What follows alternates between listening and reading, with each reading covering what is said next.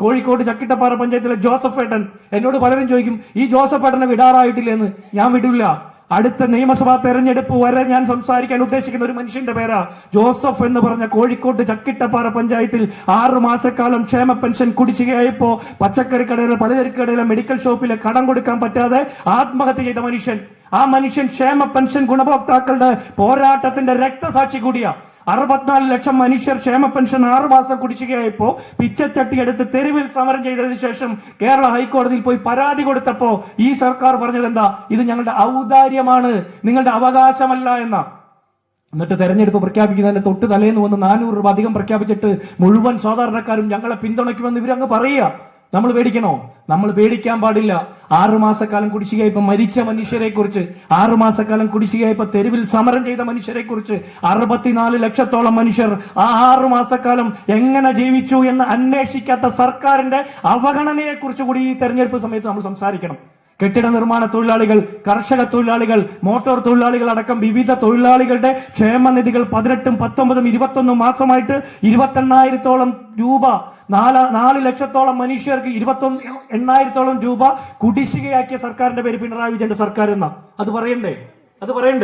ICUവിലും ആംബുലൻസിലും പീഡിപ്പിക്കപ്പെടുന്ന സ്ത്രീകൾ കേരളത്തിലുള്ള സമയത്താണ് സ്ത്രീ സുരക്ഷയ്ക്ക് വേണ്ടിയിട്ട് പിണറായി വിജയന്റെ പാർട്ടി കേരളത്തിൽ 50 ലക്ഷം രൂപ പൊതുഖജനാവിൽ നിന്ന് ചെലവഴിച്ച് പാർട്ടി സഖാക്കന്മാരെ, വനിതാ സഖാക്കന്മാരെ പെരുവഴിയിൽ കൊണ്ടുവന്ന് കൈകോർത്ത് പിടിച്ച് വനിതാ മതിൽ ഒരുക്കിയത്. എന്തിനാ? അയ്യപ്പന്റെ സന്നിധാനത്തേക്ക് ആക്ടിവിസ്റ്റുകളെ പോലീസ് യൂണിഫോം ഇടിച്ച് കടത്താൻ വേണ്ടിയിട്ട്, അല്ലെ, ആചാര ലംഘനം നടത്താൻ വേണ്ടിയിട്ട്.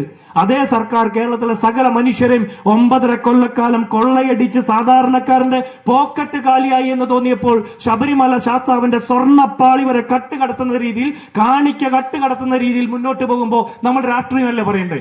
നമ്മൾ ഈ തൊട്ടപ്പുറത്തെ അമ്പലപ്പറമ്പിൽ രാഷ്ട്രീയം പറയണം, പള്ളിപ്പറമ്പിൽ രാഷ്ട്രീയം പറയണം. പള്ളിയും അമ്പലവും വരെ കൊള്ളയടിക്കാൻ ഉളുപ്പില്ലാത്ത CPM-ന്റെ ഉന്നത നേതാക്കന്മാരുടെ രാഷ്ട്രീയം പറഞ്ഞില്ലെങ്കിൽ പിന്നെ എന്താണ് നമ്മൾ ഈ തെരഞ്ഞെടുപ്പിൽ പറയാൻ പോകുന്നത്?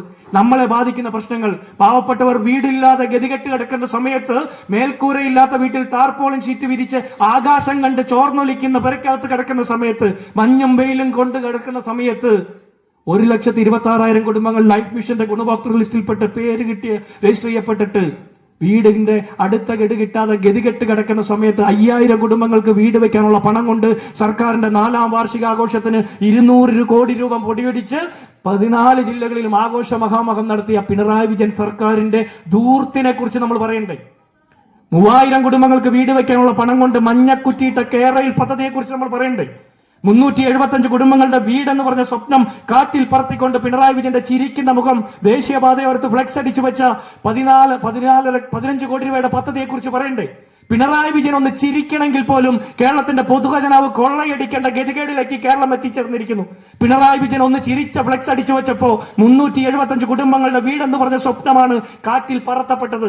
പിണറായി വിജയന്റെ ഔദ്യോഗിക മന്ത്രി മന്ദിരത്തിൽ 11 കുടുംബത്തിന്റെ 45 ലക്ഷം രൂപ ചെലവഴിച്ചുകൊണ്ട് നീന്തൽക്കുളം നവീകരിക്കുന്നു.